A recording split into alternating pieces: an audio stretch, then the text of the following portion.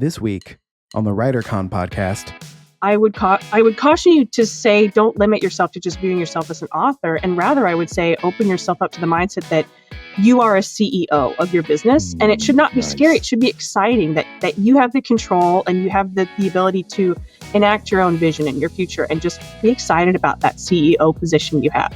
Welcome to WriterCon, a gathering place for writers to share their knowledge about writing and the writing world. Your hosts are William Bernhardt, best-selling novelist and author of the Red Sneaker books on writing, and Lara Bernhardt, author of the Wantland Files book series. Thank you, Jesse Ulrich. Hey there, writers. Thanks for joining us. So, all is well in the WriterCon world. I can't resist teasing that I just sold a new book to what I think is the perfect publisher, but I'm not supposed to actually talk about it until the pub lunch announcement appears in Publishers Marketplace. So I'm just being a gigantic tease here, but I promise more bragging later. Lara. The news is super. Yeah. Oh, okay. No comment. Lara, more explanation later. Lara, you're just coming off a big editing project. How did that go? Yes, this was a big one. So actually I'm wrapping up a number of them. I've got one coming to publication. I had a published book from last year that was a finalist at the Oklahoma Book Awards. And now I am about to bring out two more books, actually. But yes, this big one, it feels really good. Great author to work with.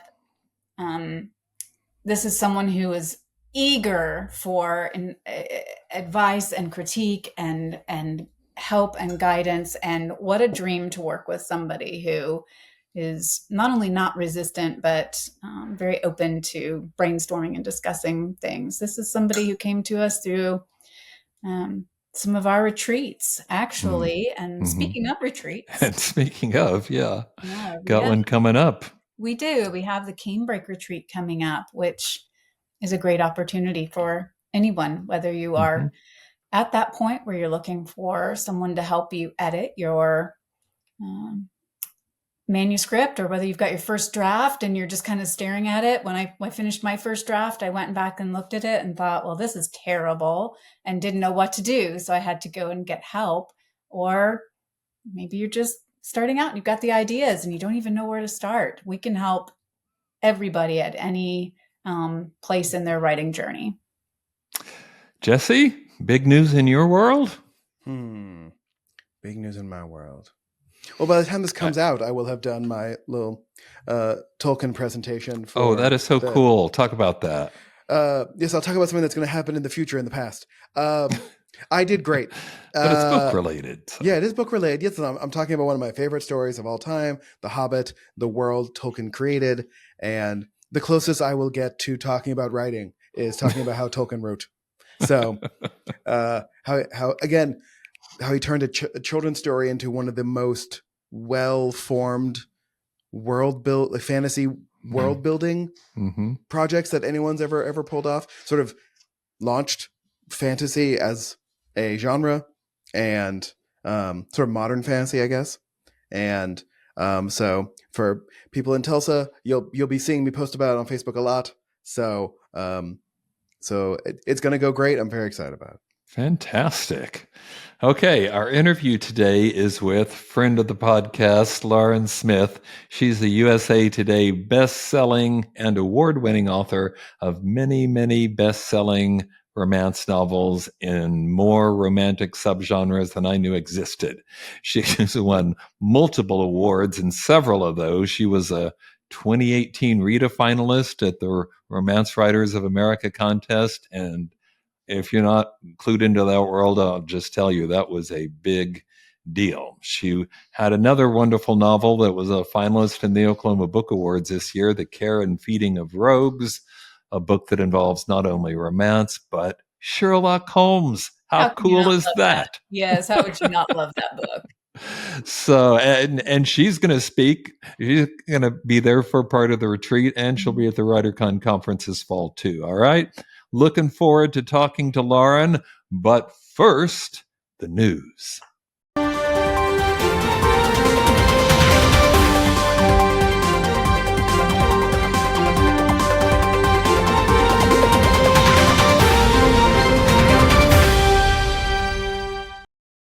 News story number 1. This may be a little bit hard to explain to people who don't read ebooks, but those of you who do, and particularly those who get their ebooks from Amazon, I think you'll understand why this is big news, because you can now purchase books within the app, like within Kindle, like you're reading a book and like it and you want to buy the next one in the series. This has happened to me more than once, and you can find the book page on your iPad or whatever, but you can't buy the book there. You've got to go get into your computer and go, you used to have to go someplace else to buy the book. And the reason for that turns out to be because they were trying to avoid Apple surcharges.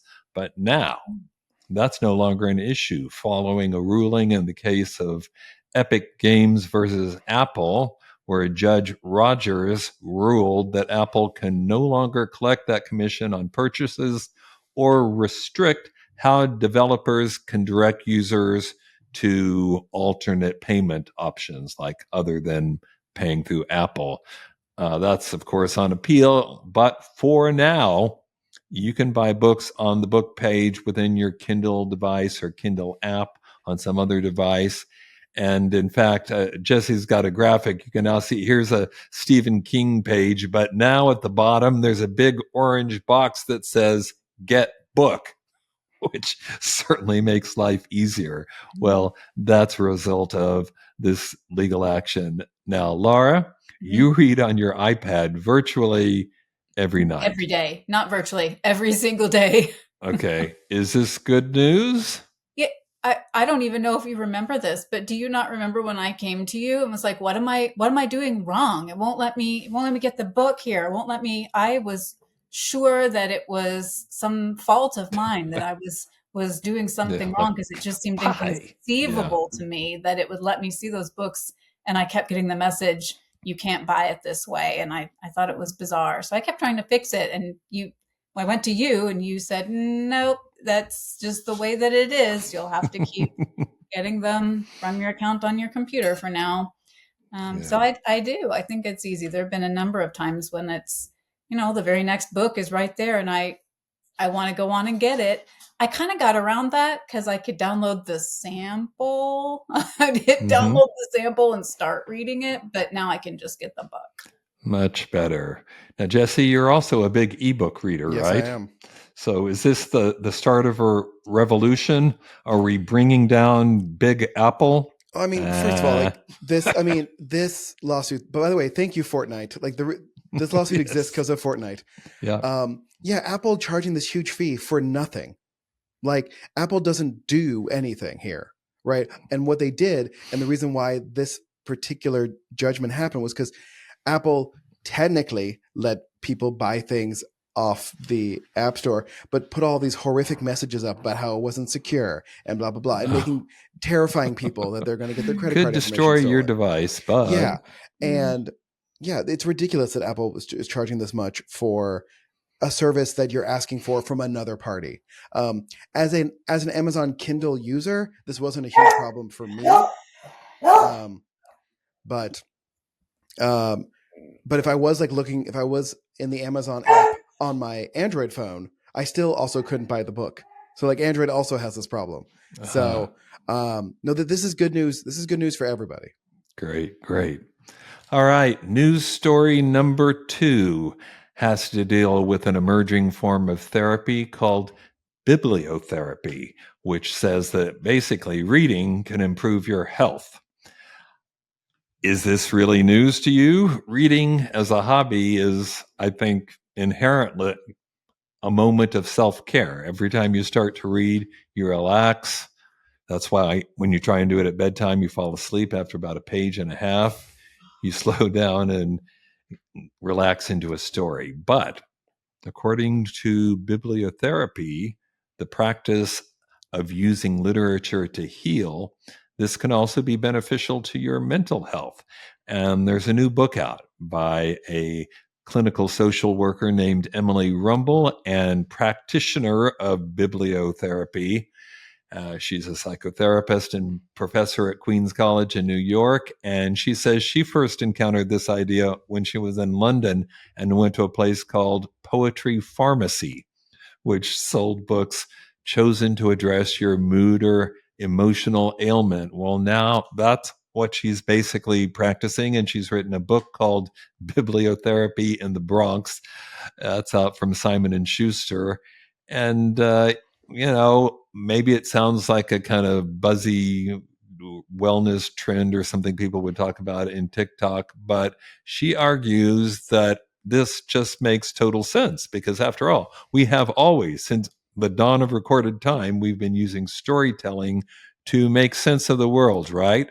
To figure out who we are and where we've been and where we might go in the future. That's why books that have characters we can relate to usually, seem like better books, right? Lara, do you practice bibliotherapy?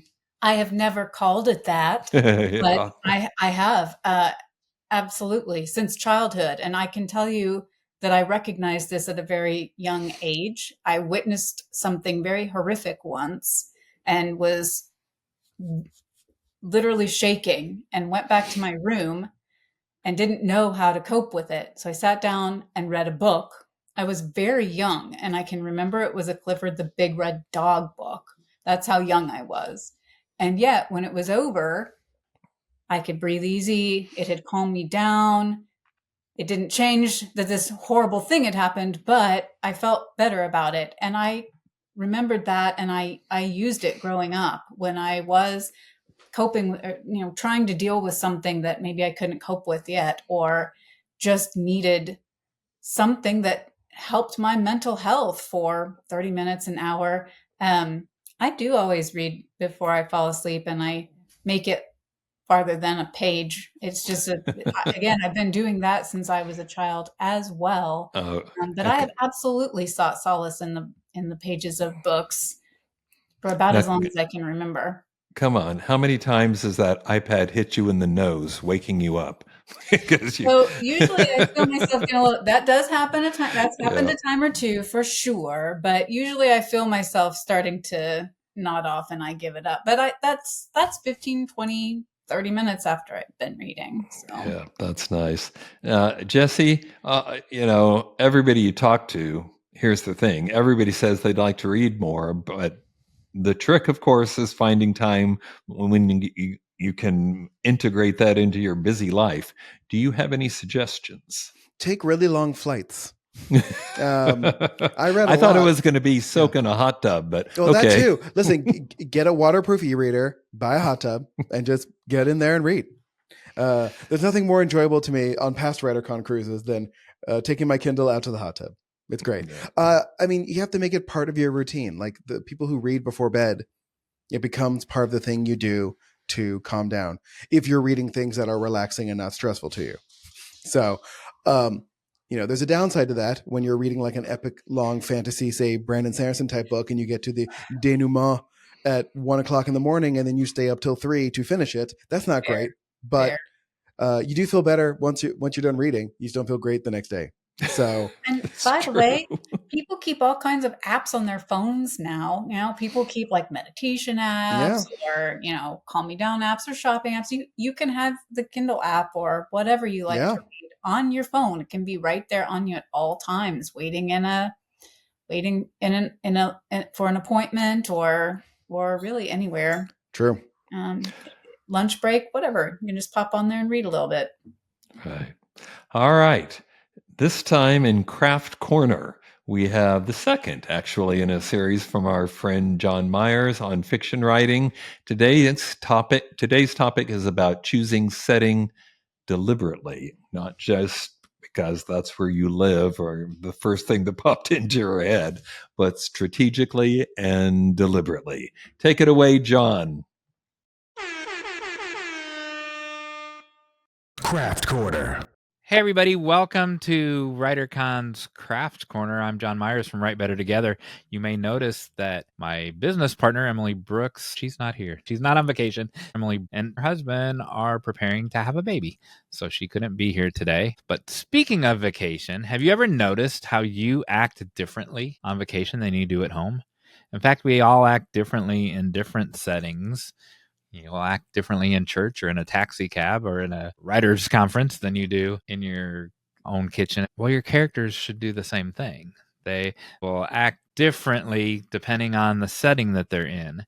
And today I want to talk about settings of specific scenes in films, because I'm a screenwriter, or passages in books, because I'm also a novelist, and not the overall arching location or setting, not, how Nashville's a character in the movie Nashville or the moors of Wuthering Heights, but actually the choices that you make to set a specific scene in a specific place. First, let me tell you how I wound up coming up with this topic. Right now, I am adapting a sitcom script into a novel, and it'll be finished by the time we get to WriterCon in September. And when you write a script, you have constraints of budget, right? So you try to limit locations. Well, in a novel, I don't have a budget, so I don't have to limit the number of locations. I don't have to limit where those locations are. And so it became super freeing to me. And it also made me focus more on where each scene happens. There needs to be an important conversation. So for some reason, new writers put them in a coffee shop, or they put them in a restaurant or a diner.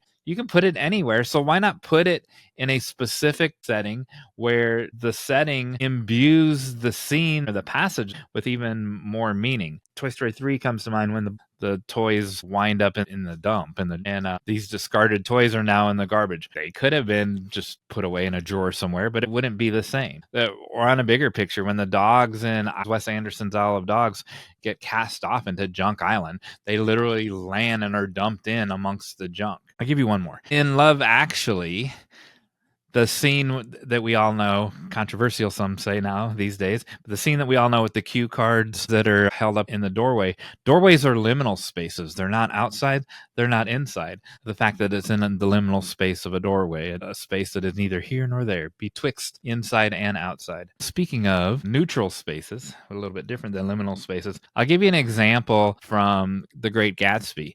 The confrontation in the hotel room between Tom and Gatsby, there's a reason why that's set in a hotel room.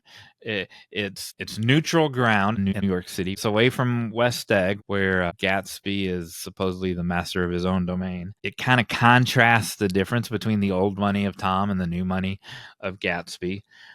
But I want to specifically focus in on the hotel room. What does a hotel room represent? It represents transience. There's an inherent temporariness and impermanence to hotel rooms. You don't live there. Next of all, it's a confined space of truth. Hotel rooms in literature are spaces of truth where you say things in a hotel room, or your characters say things in a hotel room that you would never say at a big party, at one of Gatsby's big party, because of the social decorum, or you certainly wouldn't say in a public space. Truths come out in hotel rooms. So that part of the book couldn't have happened anywhere else and still been as effective. I want to end this by contrasting that what I just said about public spaces.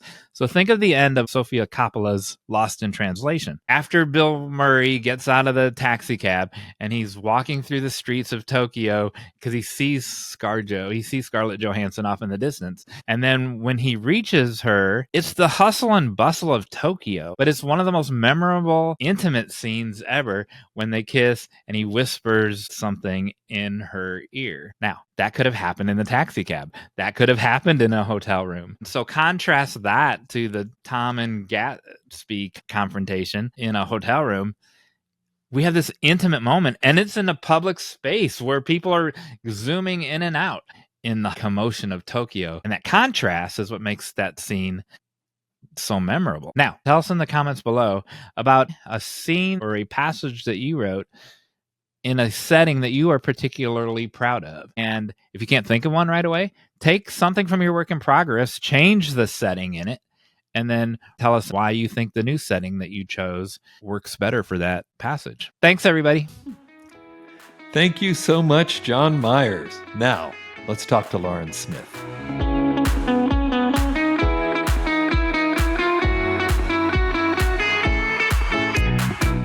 Lauren Smith, welcome back to the podcast.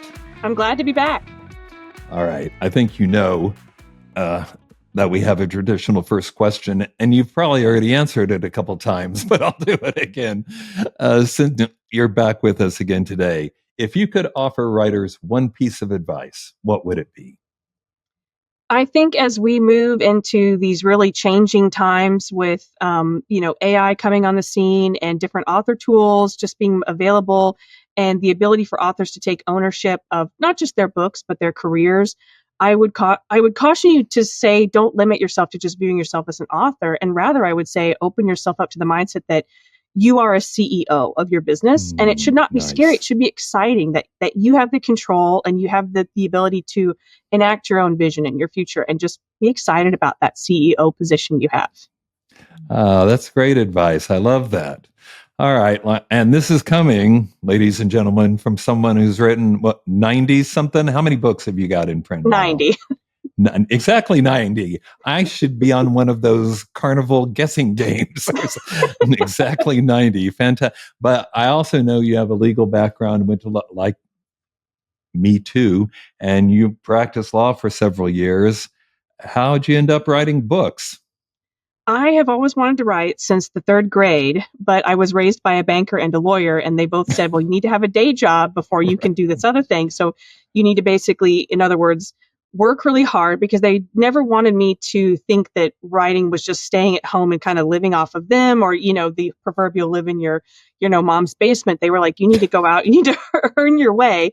But at the same time, they were very supportive. And they said, once this gains traction, and if you're able to financially support yourself, then we back whatever decision you can do. So I always had the support that I needed, but they instilled that sense of responsibility to take care of myself first and have, the day job to get me through until I could pursue it. But that does mean a lot of hard work, so you have to, it's a lot of late nights, burning the candle at both ends. But, if you really love writing, it speaks to you and you'll do that extra work.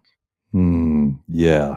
But since you have that legal background, you could be writing legal thrillers, although you shouldn't, because it's a really crowded field and we don't need any more competition. But I don't know why. I find legal thrillers super intimidating. I just would be so worried that I wouldn't get it right. And all the lawyers I know would read it and be like, well, the due process situation here, or the way that the courtroom, I wouldn't be like, oh no. Oh, trust me, you get that anyway. It's like, there's some guy in New York saying, that's not the way the law works in Oklahoma. I'm like, go away. As if you know. Anyway, yeah. But you've chosen the field of romance. How did that come about? Well, it was sort of a twofold thing. I was actually firmly believing I was going to write high fantasy, Game of Thrones, Wheel of Time, that kind of thing. And a wonderful writing partner who was just a very smart woman who just had a bigger sense of the world than I was young at this point. I was in my early 20s. And she was reading one of my manuscripts for a critique group that we were going to. And she said, honey, you write romance, right? And I looked at her as if she had slapped me, because I thought, I've never read romance. I don't want to write romance. It was this foreign world to me. I'd had no exposure to it. I had just sort of that preconceived notion of how silly it was. It was just, not real fiction, not real books. And so she just handed me a Nora Roberts and she said, read this and get back to me. And I read the book and I went, oh my gosh, romance is just real stories that happens to have sex in it, which is very much like real life. And it's fun. And I went, why have I been misjudging this genre the whole time? So as I started doing research, I then learned, to my joy, that romance reading, those are the most voracious readers. They read 3 to 5 to sometimes 8 books a week. I mean, they are hungry for words. So if you're looking for a way to make a career, develop a diehard fanship, romance is where it's at. And of course, they outsell everything else. They're, I think they're easily probably a $4 billion industry now. Several years ago, they were 2.8. So I'm assuming in the last decade, it's even grown, So I just thought, well, this is a win-win here, because I like this and I like to write it now and I like to read it. So it sells. I'm like, that's the perfect solution. Right. Fantastic. All right. Tell us about the Rogue series. So I have the League of Rogues, which is my series that is now 19 books. And it is my best-selling series. So if you're coming to WriterCon, be sure to come to that, because I'm going to do a workshop on writing an addictive series. And I will talk about the mechanics of, why authors should consider series when possible. How do you, how do you structure that? How do you plan for it? Even if you're not a planner and you're a pantster like me, who I write by the seat of my pants, there's still a way you can approach crafting a series, crafting your characters, your world, and then that can really, really make sales for you and build that diehard readership. So definitely come to my talk at WriterCon in August. I'll be discussing that. Which means you have to be at WriterCon. I'll just point out. Yes, so you have to buy a ticket. You need to come to WriterCon. But I think that's the thing about series, is that the League of Rogues is just really, really it's a tightly woven world of characters, and that they're on the page a lot. You don't have to say goodbye. The readers know that these characters will keep coming back, even though they've been the stars of previous books. And I think that just makes it really, really fun. And I've even expanded this sort of concept now to writing other series in the same way. And so I've started, what I did was on accident. Essentially, my League of Rogues was an accidental thing that became this super successful situation. And now I go forward in my writer planning by planning series with that mindset now. And I just have to jump in and point out, one of those Rogues books was just nominated for the Oklahoma Book Award, right? Yes. What was the title of that one? It's like the Karen feeding of Rogues.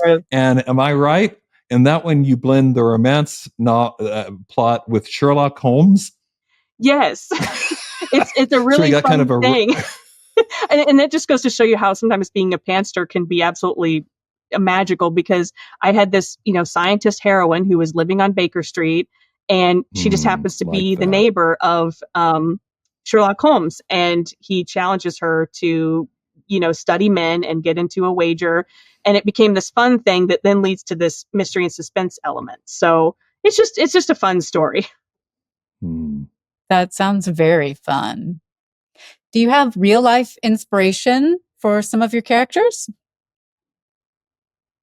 that you, as a lawyer, are willing to admit here on a live program? I get asked that a lot, and I would say that most of my characters are really inspired and come from different facets of my own personality. It's more, I look and think, how would I react in this situation under these different conditions with this background? So I really do insert myself into sort of like pretending to be this other character. And even with my male heroes, in some ways, my male heroes are almost more me than my heroines, because I really, really work on the male character side of things. But I did write one book that did have real world based characters in it. And that was The Wartime Matchmakers, that came out in 2022, which is a World War II romance. And I fictionalized the names and changed some life details, but it's about the two women who started London's first dating agency, and their business was called the Marriage Bureau. And they pioneered this entire matchmaking concept, which before had not been done by anybody but sort of like jokingly the matronly aunts who would sort of couple people together. So they made an actual science out of it. And I read their biographies, read their story of how they got their business started, and then, took what I really loved about the truth of that story and then just added in some extra fun stuff. So those are probably the only two characters were really based on real people. That's cool, so though. Fun. I should have said a second ago when we were talking about WriterCon, meaning the conference that's Labor Day weekend every year, but you're also going to come for part of the retreat, the Canebrake retreat in July, right? Because you did last year and you're coming back this year. This isn't the first time I've mentioned this, right? We've talked about this. You're coming out. You're on the website, I know. So, and you probably haven't even given any thought to what you're going to say, but pretend like you have. And, any reflection on what you're going to do at Canebrake?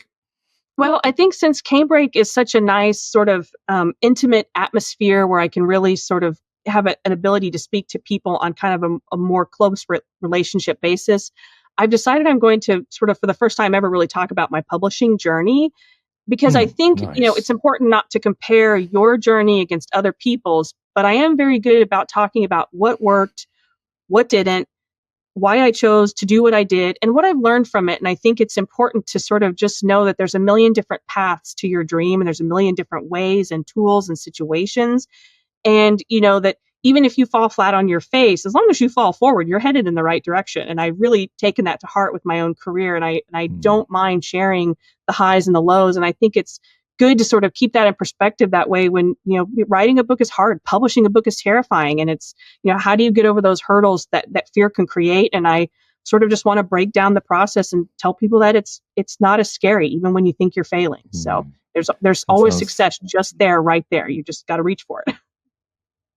Sounds like the perfect complement to all the workshopping and small group work and so forth. I love it. I love it because it's so easy to get into our own heads. We're on social media and all anybody ever does there is post, look at this. I won this award. I won this. I won that. Everything's great. And I think it's important to hear that there's typically something else going on too. It's not all sunshine and roses.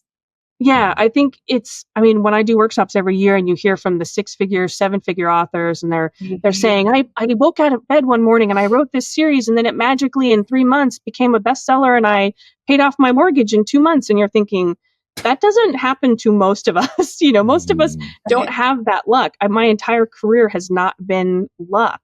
And instead it has just been showing up for the work every day. And I think that people who are like that, and there's a lot of us out there, just the daily show up types, we need to know that what we're doing is good and that we just need to hang in there and that hard work does pay off. Great. So how do you approach a new project? You mentioned already that you are a pantser, not a planner. So we know there's no outline for you. Do you make notes? Like, how do you get started? You just open the laptop, open a Word document and go, or something else? It's actually even more interesting in some ways than that. If you can see behind me right here, those are all blank notebooks. And I actually handwrite all of my rough drafts. And then I use a dictation software to record everything. So there is this element of magic to handwriting. And it takes away, for me, the blinking cursor can be intimidating. When I see a blinking cursor, I think of research papers. I think of college and law school, I had no problem jumping in on those assignments, and my left side of my brain would just turn right on. And they've done, tons of studies about, typing as a left brain activity. Handwriting, the way the hand moves when you write, is a right brain activity. So I just feel more comfortable sort of doing it the super old school way. I don't feel the pressure. It lets me pause. It lets my sentences breathe while I sit. And I will usually, I will know where I'm going to start the story. I know usually almost to the last line how I'm going to end it. And I know just kind of some events along the way. And as things kind of pop up, I'll make little notes in the margins above the chapters that I'm writing. Oh my gosh, I do that too. I do that. That's where you're like, this line needs to happen. And then even though if it doesn't happen for 7 chapters, you keep writing it in the next chapter you start to just keep the momentum of I need to remember to include this line. But it really is sort of just this, it's weird. I almost call it like a religious experience where you're just tapping into this greater sense of something when you're in that mindset and you can just really let yourself be in that story and it just flows. And I know I'm very, very lucky in how that works, but I think also it's a part of practice. I read a really good book by Cal Newport called Deep Work. And he discussed how to, quiet your universe, quiet your mind, give yourself an ability to sit in a place and create that deeper work, which is what writing really is that deeper work. And you talk about showing up and just keep coming back and being consistent. Will you share with us what a typical writing day looks like for you? Sure. So I typically, the brain is like a muscle. You want to exercise it every day. And that writing is really a part of that. So I try to make sure at least 5 days a week that I'm writing anywhere from 500 to 2,500 words a day to just be consistent.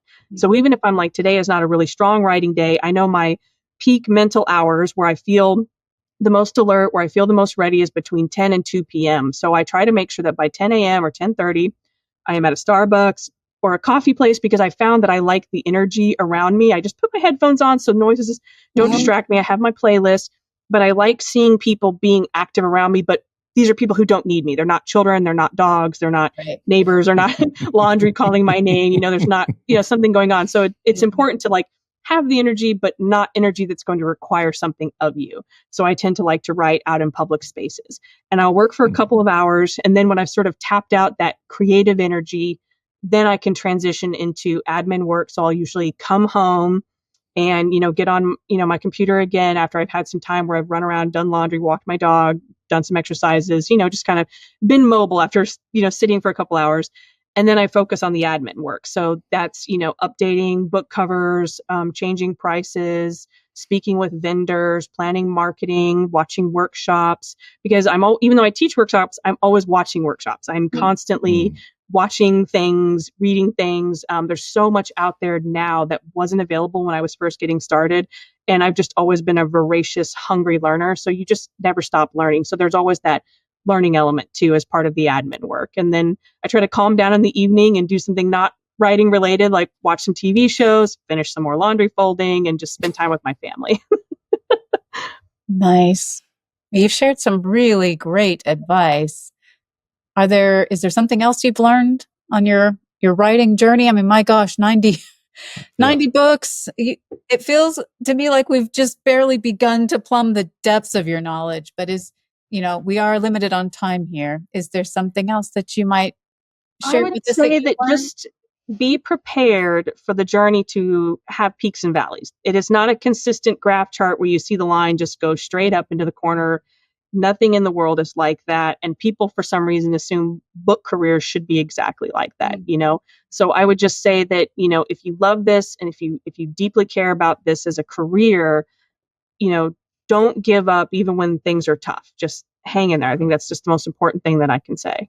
Yeah, no, I love your realistic approach. It's wonderful. I also get annoyed by those. Yeah, it just launched into $1 million overnight, and that's I not want to hear that. great advice for the 0.01% of the population that has that in the writing world. Not even that much. No, that was terrific advice. Thank you, Lauren, and I look forward to seeing you at the WriterCon Retreat, which is mid-July, July 16th through 20th. That's not that long away. Anyway, I'm so glad you're coming back. About that, go to the WriterCon website. Lauren, thanks so much for being on the podcast. You're welcome. Appreciate it. All right. See you soon. Bye.